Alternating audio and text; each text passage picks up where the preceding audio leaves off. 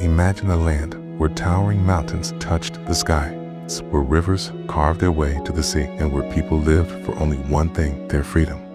This was Colchis, or Lazica, a small kingdom trapped between two giants, Rome and Persia. At first, the Lazi stood with Rome. They paid no taxes, served in no Roman army. Only one condition bound them: when their king died, the new ruler must receive his crown from the Roman emperor. In return, the Lazi guarded the mountain passes of the Caucasus, standing as Rome's shield against the wild Huns. But then, everything changed. Emperor Justinian sent a new governor to their land, John Sibus, a man known not for justice, but for greed. He built a new city, Petra, and there he imposed a brutal monopoly. Salt, grain, every necessity of life, all could be bought only from him, and always at crushing prices. For the Lazi, who once traded freely through their sea routes, this was suffocation. They were not partners of Rome anymore, they were prisoners. So, a decision was made, a dangerous, fateful decision. The Lazi turned their backs on Rome and reached out to the Persians. They begged King Chosroes, "Save us, take our land, and with it, you will gain more than Lazica. You will gain the sea, and from the sea, a road straight into the heart of Byzantium." For this reason, it seemed to Chosroes, at that time, a matter of moment to capture Edessa. And when he came to Baton, a small stronghold of no importance, 1 day's journey distant from Edessa, he bivouacked there for that night. But at early dawn, he was on the march to Edessa with his whole army. But it fell out that they lost their way and wandered about, and on the following night, bivouacked in the same place. They say that this happened to them a second time also, when, with difficulty, Chosroes reached the neighborhood of Edessa. They say that suppuration set in his face and his jaw became swollen. For this reason, he was quite unwilling to make an attempt on the city, but he sent Paulus and demanded money from the citizens. And they said that they had absolutely no fear concerning the city, but in order that he might not damage the country, they agreed to give 2 centenaria of gold. And Chosroes took the money and kept the agreement. At that time also, the Emperor Justinian wrote a letter to Chosroes, promising to carry out the agreement which had been made by him and the ambassadors regarding the peace. When this message was received by Chosroes, he released the hostages and made preparations for his departure, and he wished to sell off all the captives from Antioch. And when the citizens of Edessa learned of this, they displayed an heart of zeal. For there was not a person who did not bring ransom for the captives and deposit it in the sanctuary according to the measure of his possessions. And there were some who even exceeded their proportionate amount in so doing. For the harlots took off all the adornment which they wore on their persons and threw it down there. And any farmer who was in want of plate or of money, but who had an ass or a sheep, brought this to the sanctuary with great zeal. So there was collected an exceedingly great amount of gold and silver and money in other forms, but not a bit of it was given for ransom. For Bouzes happened to be present there, and he took in hand to prevent the transaction, expecting that this would bring him some great gain. Therefore, Chosroes moved forward, taking with him all the captives, and the citizens of Carrhae met him holding out to him great sums of money.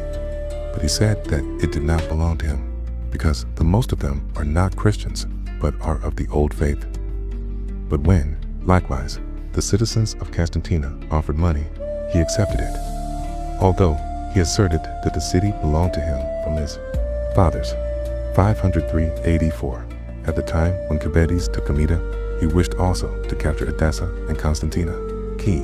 But when he came near to Edessa, he inquired of the Magi whether it would be possible for him to capture the city, pointing out the place to them with his right hand. But they said that the city would not be captured by him by any device, judging by the fact that in stretching out his right hand to it, he was not giving thereby the sign of capture or of any other grievous thing, but of salvation. And when Carrhae heard this, he was convinced and led his army on to Constantina. And upon arriving there, he issued orders to the whole army to encamp for a siege. Now, the priest of Constantina was at that time Herodotus, a just man and especially beloved of God, and his prayers for this reason were always effectual for whatever he wished. And even seeing his face, one would have straightway surmised that this man was most completely acceptable to God. This Bardotus came then to Capades bearing wine and dried figs and honey and unblemished loaves, and entreated him not to make an attempt on a city which was not of any importance, and which was very much neglected by the Romans, having neither a garrison of soldiers nor any other defense, but only the inhabitants, who were pitiable folk. Thus spoke the priest, Cavus, promised that he would grant him the city freely, and he presented him with all the food supplies which had been prepared by him for the army in anticipation of the siege, an exceedingly great quantity, and thus he departed from the land of the Romans. For this reason it was that Chosroes claimed that the city belonged to him from his fathers, and when he reached Edessa, he began a siege. But within the city, the Romans and Martinus, their general, for it happened that he was there, made their preparations for resistance. Now the city is surrounded by 2 walls, the inner one of which is of great size and a truly wonderful thing to look upon, for each tower reaches to a height of 100 feet, and the rest of the wall to 60, while the outer wall is much smaller, but in other respects strong and one to be reckoned with seriously. And the space between has a breadth of not less than 50 feet. In that place, the citizens of Edessa are accustomed to put their cattle and other animals when an enemy assails them. First, then Chosroes made an assault on the fortifications toward the west, and forcing back his opponents by overwhelming numbers of missiles, he set fire to the gates of the small wall. However, no one of the barbarians dared to get inside. Next, he decided to make a tunnel secretly at the eastern side of the city, for at this point alone can the earth be dug, since the other parts of the fortifications were set upon rock by the builders. So the Persians began to dig, beginning from their trench. And since this was very deep, they were neither observed by the enemy, nor did they afford them any means of discovering what was being done. So they had already gone under the foundations of the outer wall, and were about to reach the space between the 2 walls, and soon after to pass also the great wall and take the city by force. But since it was not fated to be captured by the Persians, someone from the camp of Chosroes came along about midday close to the fortifications, whether a man or something else greater than man, and he made it appear to those who saw him that he was collecting the weapons which the Romans had a little before discharged from the wall against the barbarians who were assailing them. And while doing this and holding his shield before him, he seemed to be bantering those who were on the parapet and taunting them with laughter. Then he told them of everything and commanded them all to be on the watch and to take all possible care for their safety. After revealing these things, he was off, while the Romans, with much shouting and confusion, were ordering men to dig the ground between the 2 walls. The Persians, on the other hand, not knowing what was being done, were pushing on the work no less than before. So, while the Persians were making a straight way underground to the wall of the city, the Romans, by the advice of Theodorus, a man learned in the science called mechanics, were constructing their trench in a crosswise direction and making it of sufficient depth, so that when the Persians had reached the middle point between the 2 circuit walls, they suddenly broke into the trench of the Romans. In the first of them, the Romans killed, while those in the rear, by fleeing at top speed into the camp, saved themselves. For the Romans decided by no means to pursue them in the dark. So Chosroes, failing in this attempt, and having no hope that he would take the city by any device thereafter, opened to negotiations with the besieged, and carrying away 1,000 pounds of silver, he retired into the land of Persia. When this came to the knowledge of the Emperor Justinian, he was no longer willing to carry the agreement into effect, charging Chosroes with having attempted to capture the city of Edessa during a truce. Such were the fortunes of the Romans during the first invasion of Chosroes, and the summer drew to its close. Now Chosroes built a city in Assyria in a place 1 day's journey distant from the city of Ctesiphon, and he named it the Antioch of Chosroes, and settled there all the captives from Antioch, constructing for them a bath and a hippodrome, and providing that they should have free enjoyment of their other luxuries besides. For he brought with him charioteers and musicians, both from Antioch and from the other Roman cities. Besides this, he always provisioned these citizens of Antioch at public expense more carefully than in the fashion of captives, and he required that they be called king's subjects, so as to be subordinate to no one of the magistrates, but to the king alone. And if anyone else too who was a Roman in slavery ran away and succeeded in escaping to the Antioch of Chosroes, and if he was called a kinsman by any one of those who lived there, it was no longer possible for the owner of this captive to take him away, not even if he who had enslaved the man happened to be a person of a special note among the Persians. Thus, then, the portent which had come to the citizens of Antioch in the reign of Anastasius reached this final fulfillment for them. For at that time, a violent wind suddenly fell upon the suburb of Daphne, Lausanne, and some of the cypresses which were there of extraordinary height were overturned from the extremities of their roots and fell to the earth, trees which the law forbade absolutely to be cut down. 526 AD, accordingly, a little later, when Justinus was ruling over the Romans, the place was visited by an exceedingly violent earthquake, which shook down the whole city and straightway brought to the ground the most and the finest of the buildings. And it is said that at that time 300,000 of the population of Antioch perished. And finally, in this capture, the whole city, as has been said, was destroyed. Then was the calamity which befell the men of Antioch. And Belisarius came to Byzantium from Italy, summoned by the emperor. And after he had spent the winter in Byzantium, the emperor sent him as general against Chosroes and the Persians at the opening of spring, together with the officers who had come with him from Italy, one of whom, Valerianus, he commanded to lead the troops in Armenia. 541 AD, for Martinus had been sent immediately to the east. And for this reason, Chosroes found him at Daras, as has been stated above.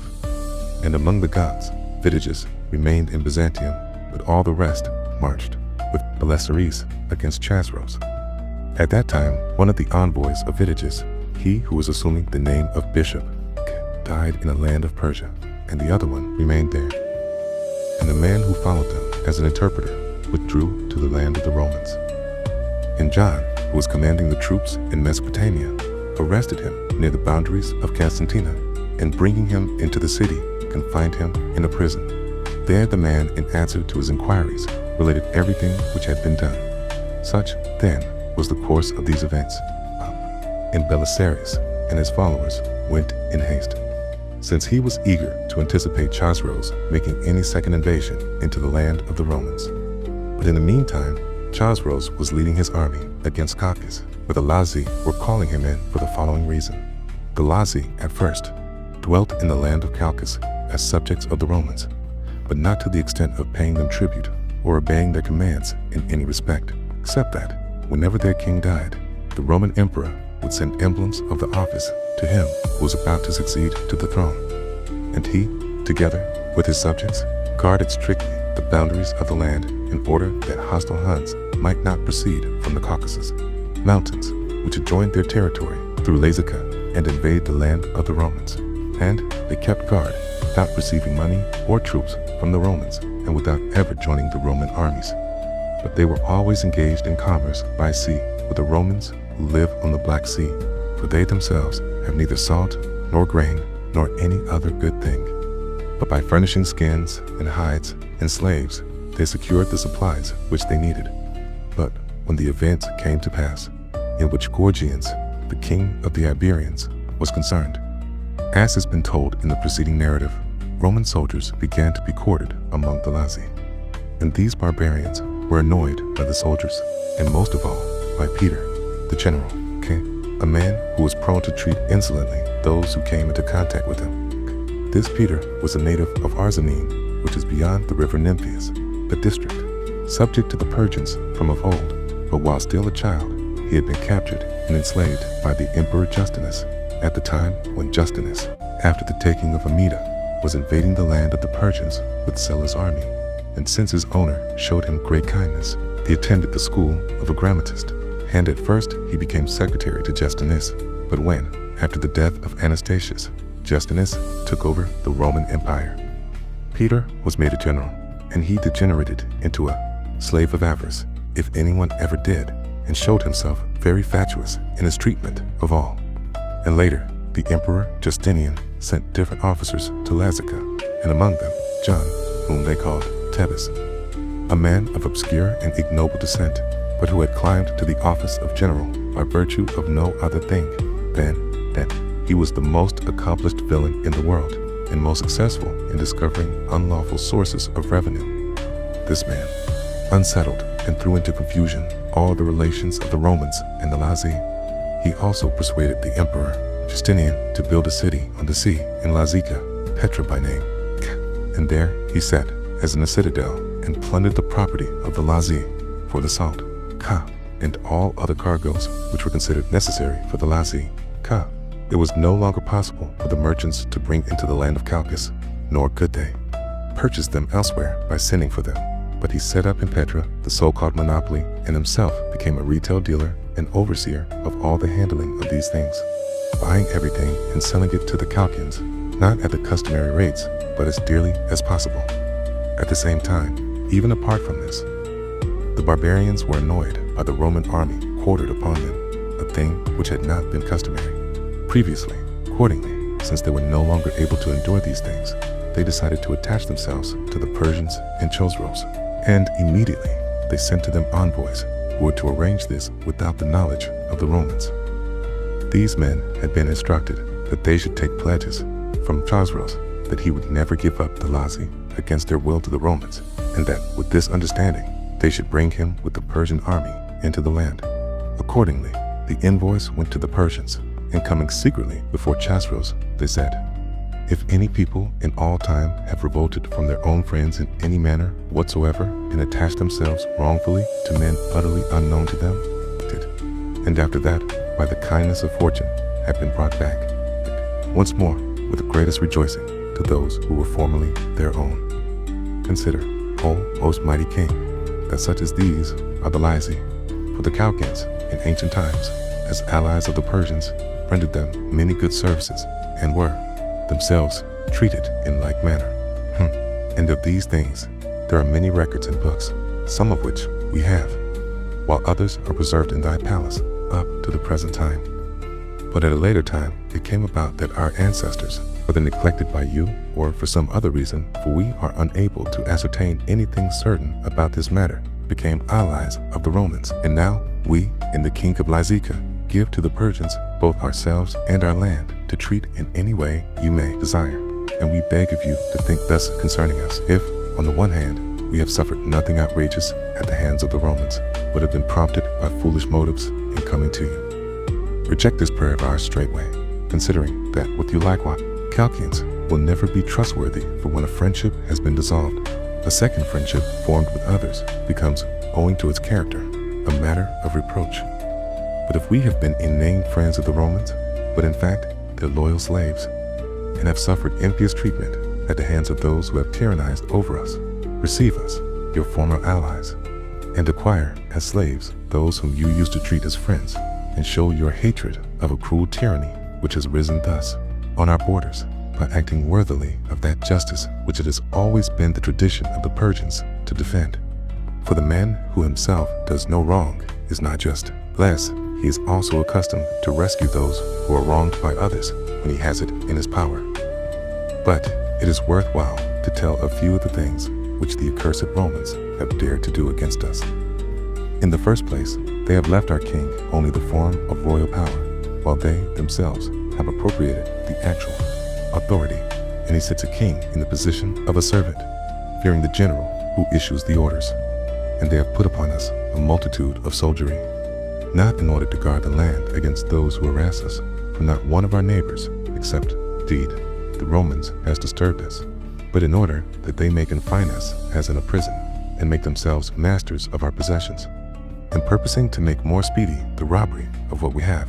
Behold, O king, what sort of a design they have formed, the supplies which are in excess among them, to compel the Lazi to buy against their will, while those things which are most useful to them among the products of Lazica, these fellows demand to buy, as they put it, from us, the price being determined in both cases by the judgment of the stronger party.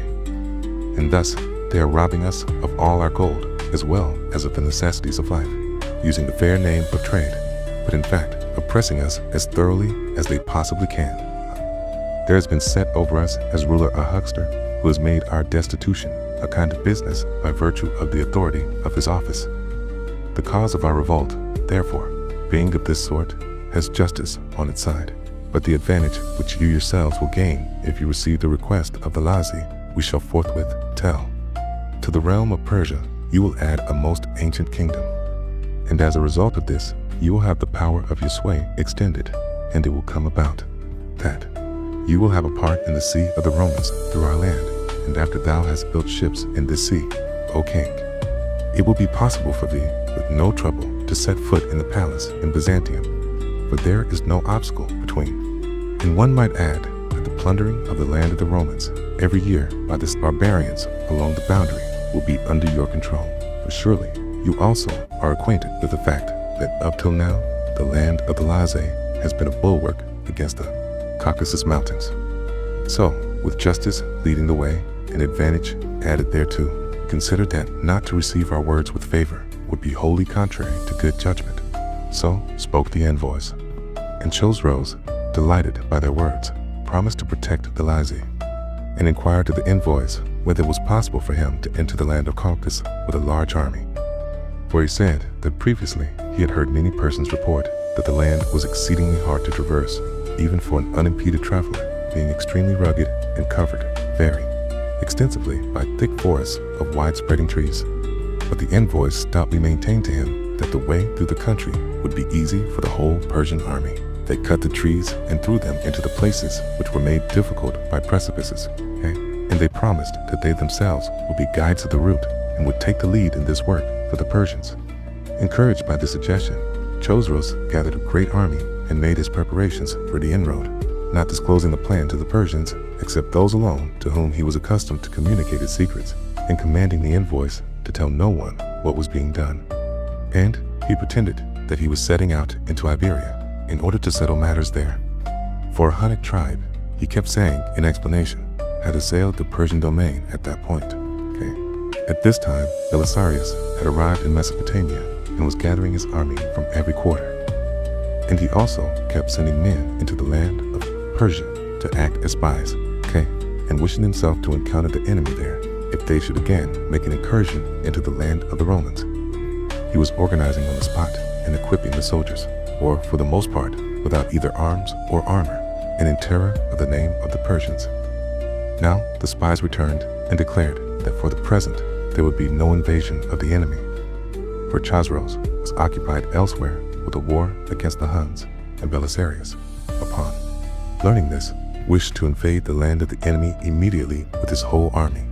Arethusa also came to him with a large force of Saracens, and besides, the emperor wrote a letter instructing him to invade the enemy's country with all speed. He therefore called together all the officers in Edessa and spoke as follows. I know that all of you, my fellow officers, are experienced in many wars, and I have brought you together at the present time, not in order to stir up your minds against the enemy by addressing to you any reminder or exhortation.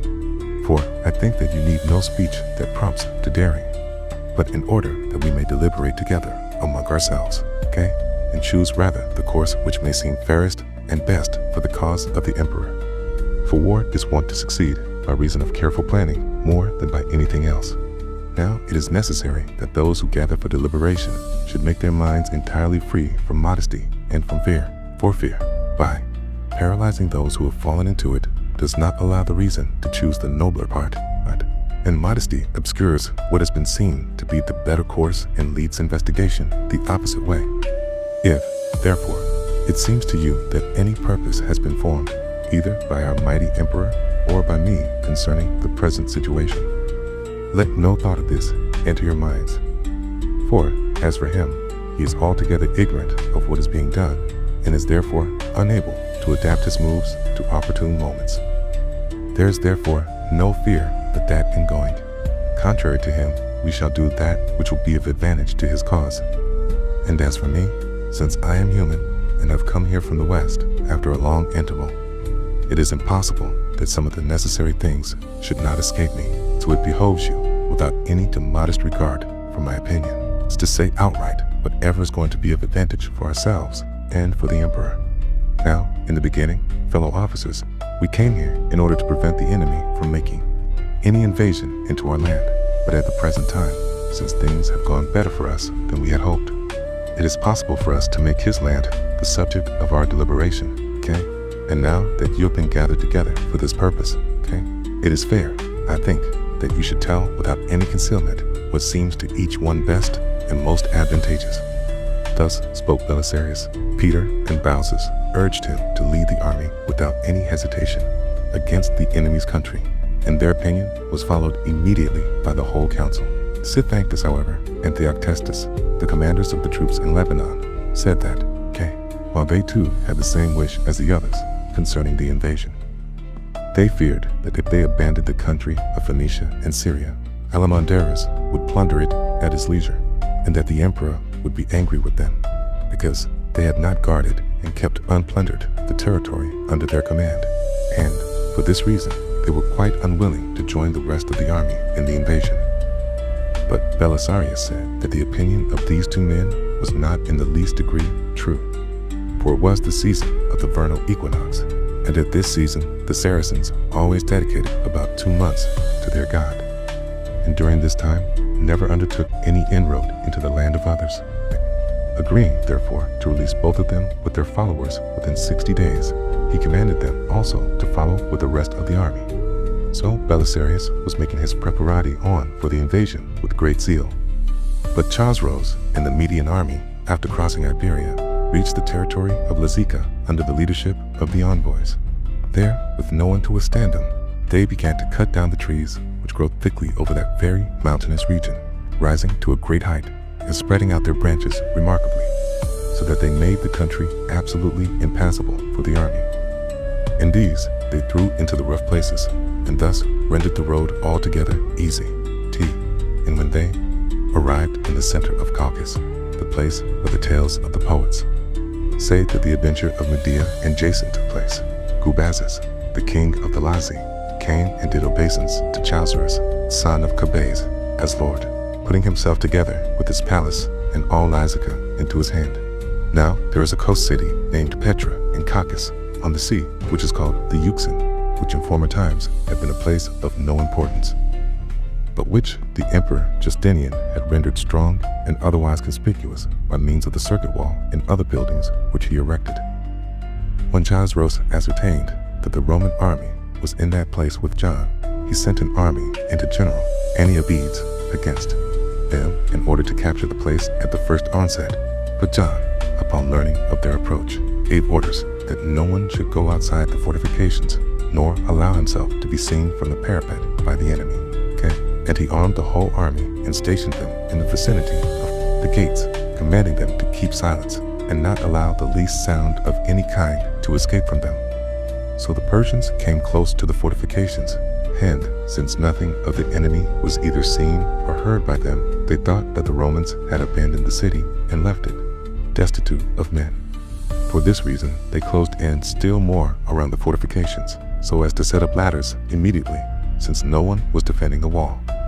And neither seeing nor hearing anything of the enemy, they sent to Chosroes and explained the situation, and he sent the greater part of the army, commanding them to make an attempt upon the fortifications from all sides, and he directed one of the officers to make use of the engine known as a ram around the gate, while he himself, seated on the hill which lies very close to the city, became a spectator of the operations.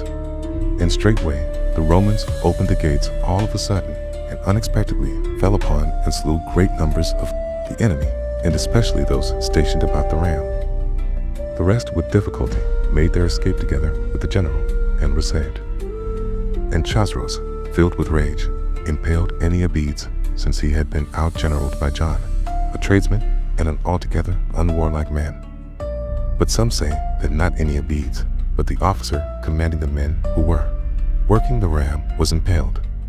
And he himself broke camp with the whole army, and coming close to the fortifications of Petra, made camp and began a siege. On the following day, he went completely around the fortifications, and since he suspected that they could not support a very strong attack, he decided to storm the wall. And bringing up the whole army there, he opened the action, commanding all to shoot with their bows against the parapet. The Romans, meanwhile, in defending themselves, made use of their engines of war and all their bows. At first, then, the Persians did the Romans little harm, although they were shooting their arrows thick and fast, while at the same time they suffered severely at the hands of the Romans, since they were being shot at from an elevation. But later on, since it was fated that Petra be captured by Chosroes, John, by some chance, was shot in the neck and died, and as a result of this, the other Romans ceased to care for anything. Then indeed, the barbarians withdrew to their camp, for it was already growing dark. But on the following day, they planned to assail the fortifications by an excavation as follows. The city of Petra is on one side inaccessible on account of the sea, and on the other on account of the sheer cliffs which rise there on every hand.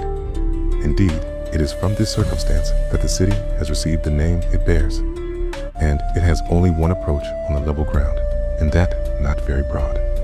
4 exceedingly high cliffs overhang it on either side. At that point, those who formerly built the city provided that that portion of the wall should not be open to attack, by making long walls which ran along beside either cliff and guarded the approach for a great distance. And they built 2 towers, one in each of these walls, not following the customary plan, but as follows.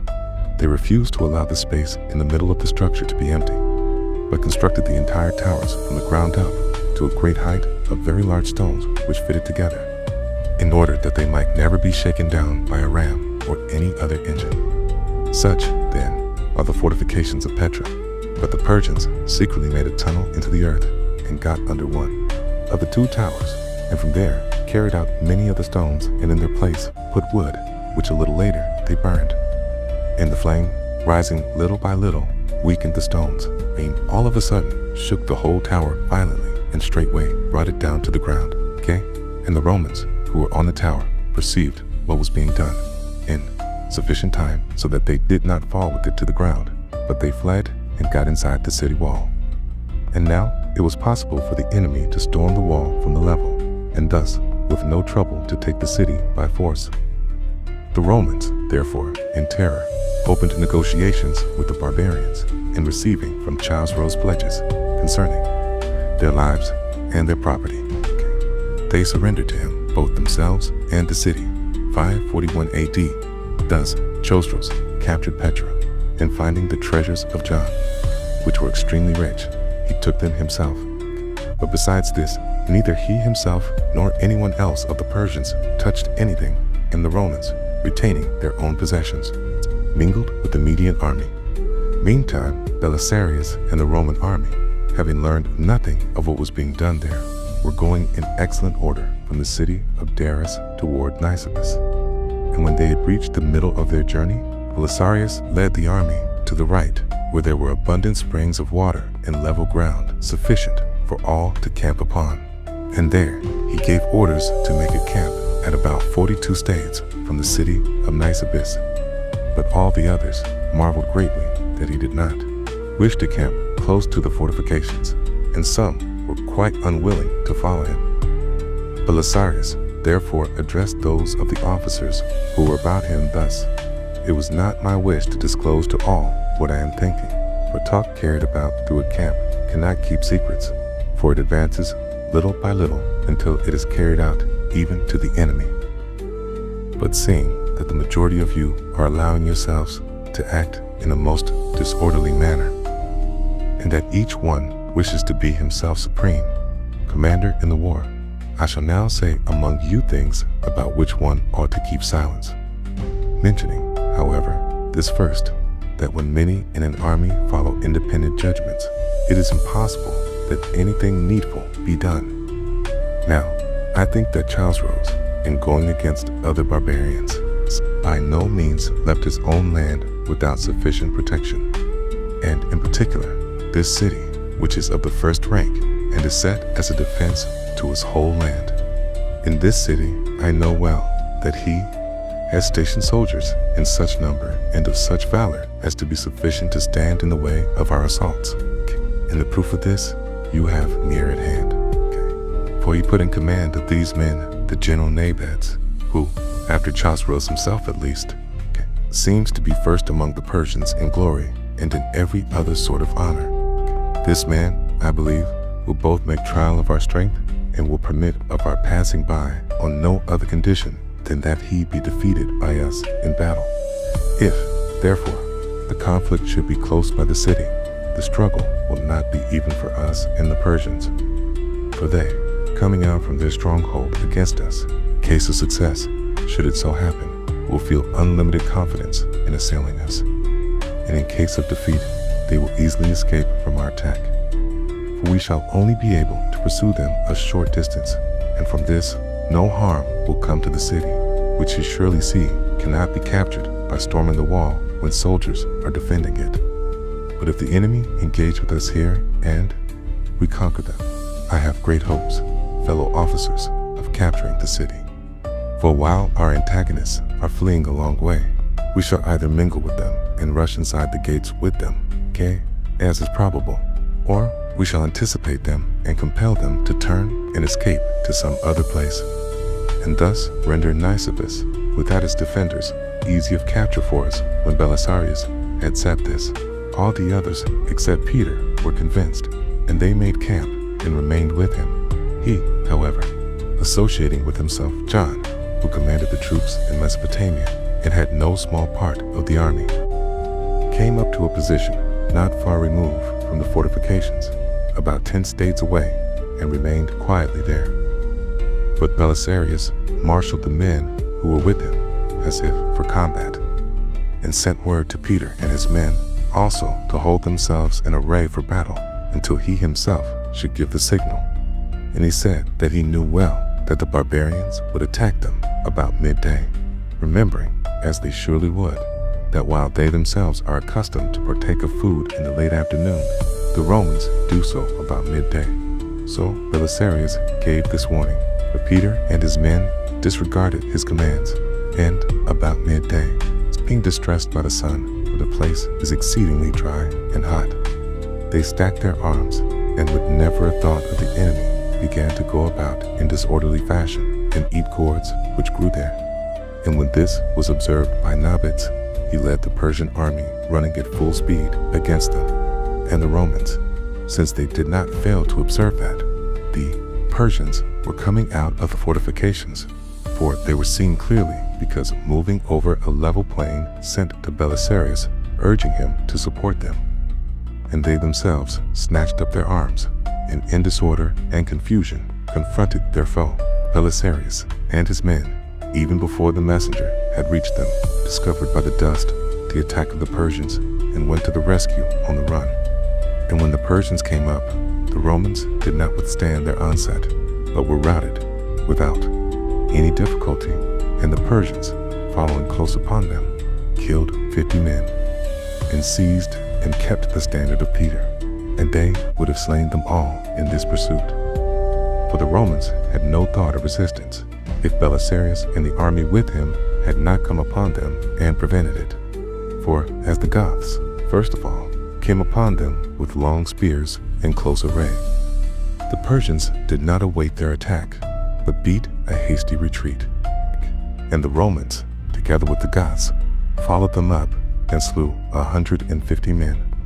For the pursuit was only of short duration, and the others quickly got inside the fortifications.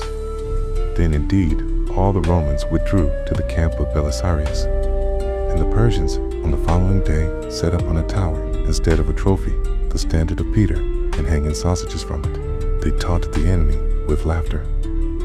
However, they no longer dared to come out against them, but they guarded the city securely. And Belisarius, seeing that Nisibis was exceedingly strong, and having no hope regarding its capture, was eager to go forward, in order that he might do the enemy some damage by a sudden inroad. Accordingly, he broke camp and moved forward with the whole army. And after accomplishing a day's journey, they came upon a fortress which the Persians call Cis-Aranan. They were, in that place, besides the numerous population, 800 horsemen, the best of the Persians, who were keeping guard under command of a man of note, Bleshems by name. And the Romans made camp close by the fortress and began a siege. But upon making an assault upon the fortifications, they were beaten back, losing many men in the fight. For the wall happened to be extremely strong, and the barbarians defended it against their assailants with the greatest vigor. Belisarius therefore called together all the officers and spoke as follows: experience in many wars. Fellow officers, has made it possible for us in difficult situations to foresee what will come to pass, and has made us capable of avoiding disaster by choosing the better course. You understand, therefore, how great a mistake it is for an army to proceed into a hostile land when many strongholds and many fighting men in them have been left in the rear. Now, exactly this has happened to us in the present case, for if we continue our advance, some of the enemy from this place, as well as from the city of Nisibis, will follow us secretly and will, in all probability, handle us roughly in places which are for them conveniently adapted for an ambuscade or some other sort of attack. And if, by any chance, a second army confronts us and opens battle, it will be necessary for us to array ourselves against both, and we should thus suffer irreparable harm at their hands. And in saying this, I do not mention the fact that if we fail in the engagement, should it so happen, we shall after that have absolutely no way of return left to the land of the Romans. Let us not therefore, by reason of most ill-considered haste, seem to have been our own despoilers, nor by our eagerness for strife do harm to the cause of the Romans. For stupid daring leads to destruction, but discreet hesitation is well adapted always to save those who adopt such a course. Let us therefore establish ourselves here and endeavor to capture this fortress, and let Aretas with his forces be sent into the country of Assyria. For the Saracens are by nature unable to storm a wall, but the cleverest of all men at plundering. And some of the soldiers who are good fighters will join them in the invasion, so that if no opposition presents itself to them, they may overwhelm those who fall in their way, and if any hostile force encounters them, they may be saved easily by retiring to us. And after we have captured the fortress, if God wills, then with the whole army, let us cross the river Tigris without having to fear mischief from anyone in our rear, and knowing well how matters stand with the Assyrians. These words of Belisarius seemed to all well spoken, and he straightway put the plan into execution. Accordingly, he commanded Aretas with his troops to advance into Assyria, and with them he sent 1,200 soldiers, the most of whom were from among his own guard, putting 2 guardsmen in command of them, Trajan and John, who was called the Glutton, both capable warriors. These men he directed to obey Aretas in everything they did. And he commanded Aretas to pillage all that lay before him, and then return to the camp and report how matters stood with the Assyrians with regard to military strength. So Aretas and his men crossed the river Tigris and entered Assyria. There they found a goodly land, and one which had been free from plunder for a long time, and undefended besides. And moving rapidly, they pillaged many of the places there and secured a great amount of rich plunder. And at that time, Belisarius captured some of the Persians and learned from them that those who were inside the fortress were altogether out of provisions. For they do not observe the custom which is followed in the cities of Daras and Nisibis, where they put away the annual food supply in public storehouses. And now that a hostile army had fallen upon them unexpectedly, they had not anticipated the event by carrying in any of the necessities of life. And since a great number of persons had taken refuge suddenly in the fortress, they were naturally hard-pressed by the want of provisions. When Belisarius learned this, he sent George, a man of the greatest discretion, with whom he shared his secrets, to test them, men of the place, in the hope that he might be able to arrange some terms of surrender, and thus take the place. And George succeeded, after addressing to them many words of exhortation and of kindly invitation, in persuading them to take pledges for their safety and to deliver themselves and the fortress to the Romans. Thus, Belisarius captured Caesareum and the inhabitants, all of whom were Christians and of Roman origin, he released unscathed, but the Persians he sent with blessings to Byzantium and raised the fortification wall of the fortress to the ground. And the emperor, not long afterwards, sent these Persians and blessings to Italy to fight against the Goths. Such, then, was the course of events which had to do with the fortress of Caesareum. But Aretas, fearing lest he should be despoiled of his booty by Thebromans, was now unwilling to return to the camp. So, he sent some of his followers, ostensibly for the purpose of reconnoitering, but secretly commanding them to return as quickly as possible, and announced to the army that a large hostile force was at the crossing of the river. For this reason, then, he advised Trajan and John to return by another route to the land of the Romans. So they did not come again to Belisarius, but keeping the river Euphrates on the right. They finally arrived at the Theodosiopolis, which is near the river Aberus, Alpaeus, and the Roman army, hearing nothing concerning this force, were disturbed. And they were filled with fear and an intolerable and exaggerated suspicion. And since much time had been consumed by them in this siege, came about that many of the soldiers were taken there with a troublesome fever, for the portion of Mesopotamia which is subject to the Persians is extremely dry and hot. And the Romans were not accustomed to this, and especially those who came from Thrace, down, since they were living their daily life in a place where the heat was excessive and in stuffy huts in the summer season. They became so ill that the third part of the army were lying half dead. The whole army, therefore, was eager to depart from there and return as quickly as possible to their own land, and most of all, the commanders of the troops in Lebanon, Ctesiphon and Theoctestus, who saw that the time which was the sacred season of the Saracens had in fact already passed. They came, indeed, frequently to Belisarius and entreated him to release them immediately, testing that they had given over to Alamandras, the country of Lebanon and Syria, and were sitting there for no good reason. Belisarius therefore called together all the officers and opened a discussion. Then John, the son of Nicetas, rose first and spoke as follows: Most excellent Belisarius, I consider that in all time there has never been a general such as you are, either in fortune or in valor. And this reputation has come to prevail not alone among the Romans, but also among all barbarians. Its fair name, however, you will persevere most securely if you should be able to take us back alive to the land of the Romans. For now, indeed, the hopes which we may have are not bright. For I would have you look thus at the situation of this army. 8. The Saracens and the most efficient soldiers of the army crossed the river Tigris, and one day, I know not how long since, they found themselves in such a plight that they have not even succeeded in sending a messenger to us and received Thancus and Theoctestus will depart.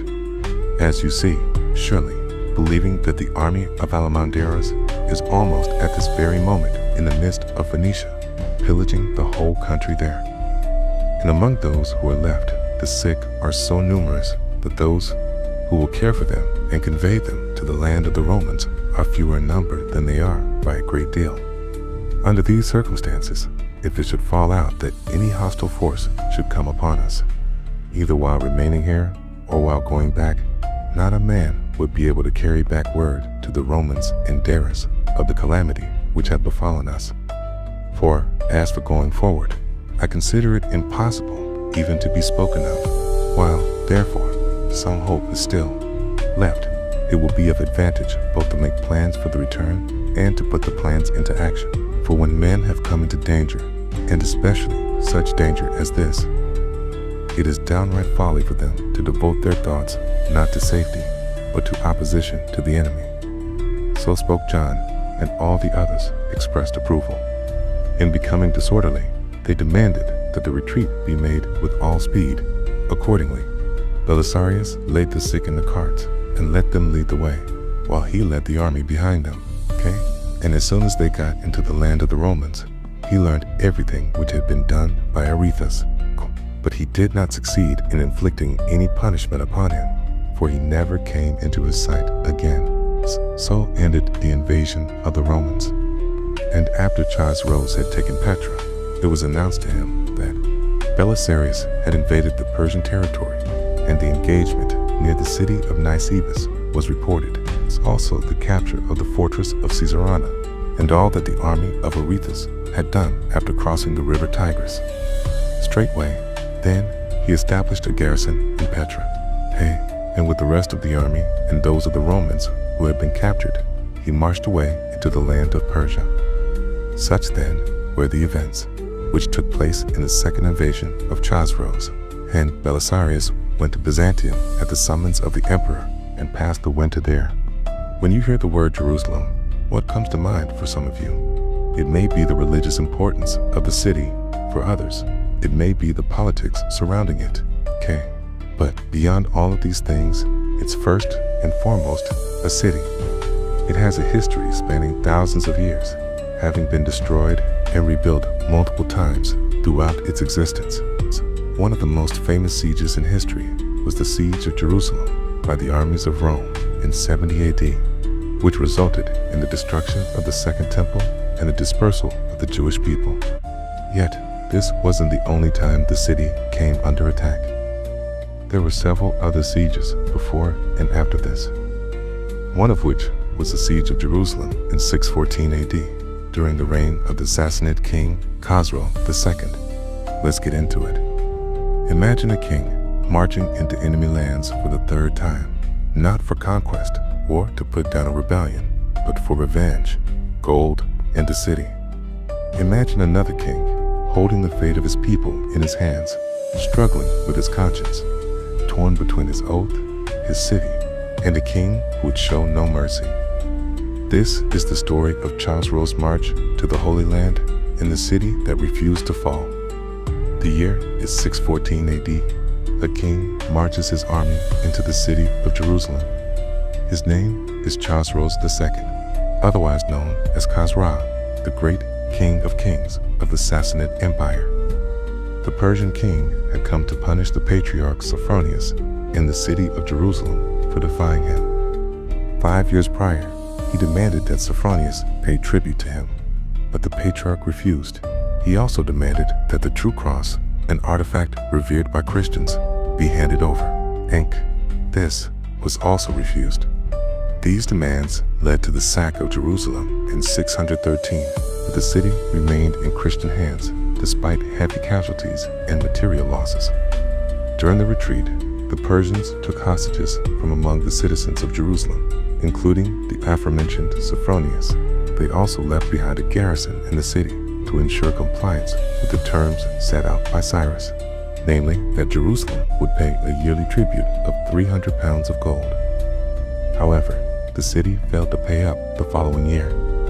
As such, Cyrus returned with an even larger army to lay siege to the city once more. To understand why Cyrus would go to such lengths to conquer a single city, we need to take a look at his earlier life and how he came to power. Chosroes was born in the year 592, the royal family of the Sassanids, an Iranian dynasty that ruled over the Sassanid Empire, also known as the Second Persian Empire. His father was Kavad I, and Chosroes became the crown prince at a young age. However, Kavad would later abdicate the throne due to mental illness, leaving Chosroes' mother, Queen Doom, as the regent and de facto ruler of the empire. When Chosroes turned 16, his mother betrothed him to a girl named Shireen, daughter of the head of one of the most influential families at court. Though initially resistant, Chosroes grew to love Shireen, and they bore 2 sons together. But their happiness didn't last long. Their son Hormizd died, and Shireen was accused of murdering her own son and was subsequently executed. As one can expect, Chosroes was devastated. According to some accounts, he believed his wife's innocence and blamed his mother for her death. He began drinking heavily and even started to neglect his duties as crown prince, which caused his father to banish him from the capital. This forced Chosroes to raise an army and take over the city of Rey, situated around 20 miles northeast of today's Tehran. From here, he was proclaimed king by his loyal troops. After refusing to bend to his son's demands, Kavad was strangled in his bath by one of Chosroes' generals. Chosroes then marched to the capital and forced the governors there to recognize him as the rightful heir to the throne. Now, King Chosroes wasted no time in changing things. He revamped the imperial bureaucracy and reorganized the army, and he even reformed the system of weights and measures. He also extended his influence into Central Asia and India, defeating the Turks and Hephthalites. though he would later have to face rebellions from nobles unhappy with his reforms. With his authority challenged, Chosroes went on a rampage, crushing the rebellions and punishing those who opposed him. In the process, he extended his domain into Anatolia, Mesopotamia, and Syria, coming into direct conflict with the Eastern Roman or Byzantine Empire. By 605, he had pushed as far west as the Bosphorus Strait. Emperor Phocas of the Eastern Roman Empire asked for peace, but Cyrus wanted more land. He declared himself the new Cyrus the Great and embarked on a campaign to conquer Egypt and North Africa. Meanwhile, back in Jerusalem, Sophronius refused to hand over the true cross, so Cyrus decided to besiege the city. Despite being outnumbered, the citizens of Jerusalem repelled several Persian assaults. During the siege, according to legend, a woman named Helena discovered the true cross. In gratitude, Sophronius permitted her to carry the cross through the city walls. During the night, a Roman soldier named Longinus was guarding the wall near the gate from which Helena had exited. He saw a light emanating from the cross and approached Helena. As he reached out to grab the cross, the legend says that his hand was healed from leprosy. Realizing that this was the true cross, Helena and Sophronius returned it to the church. Once the siege was lifted, presumably, when Chosroes heard about this, he became even more determined to capture Jerusalem. In 614, Chosroes led his army into the city again. By this point, many of the residents had fled, but those who stayed behind prepared to defend the city. The main force of the Persian army encamped at a place called the Garden of Gethsemane on the Mount of Olives. Facing them were the citizens of Jerusalem, along with some 800 Roman soldiers stationed at the city walls. Despite the odds, the Romans and the Jews prepared for battle. The account of the siege tells us that the Persians tried to enter the city multiple times, but each assault was repelled. On one occasion, Cyrus ordered his men to dig a tunnel underneath the wall. The digging took a month, and when it was complete, the Persians attempted to blow up the wall with a fire underneath. However, the plan failed. Later, the Persians erected towers made of sacks filled with dirt to scale the walls. However, the Romans were ready for this and hurled stones down upon the Persians, causing the towers to collapse. According to the sources, Cyrus then decided to resort to trickery, sent a letter to Sophronius, offering him a deal. In exchange for the surrender of the city, he would spare the lives of the inhabitants and allow them to keep their property. Sophronius responded by sending a letter of his own, basically telling Cyrus to pound sand. Enraged, Cyrus unleashed the full might of his army upon the city, attacking it from multiple sides simultaneously. Finally, Sophronius surrendered, believing that any further resistance was futile. What happened next was nothing short of brutal. The sources are somewhat vague and contradictory, so it's hard to say exactly what happened. What we do know is that Cyrus allowed his troops to plunder the city and massacred much of the population. Some accounts state that he spared the life of Sophronius, while others claim that he crucified the patriarch alongside 30 priests. Cyrus then took the true cross with him as proof of his victory. However, he didn't stop there. He continued his campaign against the remaining Byzantine and Jewish forces in the region, pillaging churches and monasteries and carrying off countless treasures to the east. Some sources claim that he even headed north and attacked Constantinople, though this is disputed. We do know that he returned to Ctesiphon in 615 with a large amount of plunder. Here, he assembled an assembly of satraps and legitimized them as kings in a ceremony that mirrored the coronation of Cyrus the Great. Over the next few years, he continued his campaigns until he suffered a stroke and died in 628. His son, Carrhae too, succeeded him, but he proved to be weak and ineffective. The nobility stripped him of power and exiled him, ending the Sassanid dynasty. As for Jerusalem, it was retaken by the Byzantines under Emperor Heraclius in 628. Then, in 636, the Muslim general Amr ibn Alas conquered the city without shedding a single drop of blood. The story of Chosroes' siege is remembered in modern times in the Coptic Orthodox Church, where he is venerated as a martyr. Most of the letter is concerned with the theological aspects of the siege, rather than military ones. Still, historians generally agree that the siege did happen, but the details differ wildly from John's account. For example, according to the historian Procopius, Cyrus only captured 300 men and women during the siege. John claims that the Persians captured thousands. What followed would change history forever. Chosroes answered their call. With his armies, he carved through the forests of the Caucasus, forcing roads through mountains, and stepped onto the soil of Lazica. There, King Bouzes himself bent the knee before him. And when the fortress of Petra fell, everything ended with a single arrow. John Cibus, the man of Rome's monopoly, was struck down, and with him, the spirit of the Roman defense collapsed. With Petra's fall, Rome did not just lose a fortress, it lost its most vital ally. Lazica was now in Persian hands. For Chosroes, this was not just a victory, it was the opening of a new road, a road that led straight to the palaces of Byzantium. But the question remains, did the Lazi truly save their freedom, or had they, betraying Rome, written their own destruction with their very hands?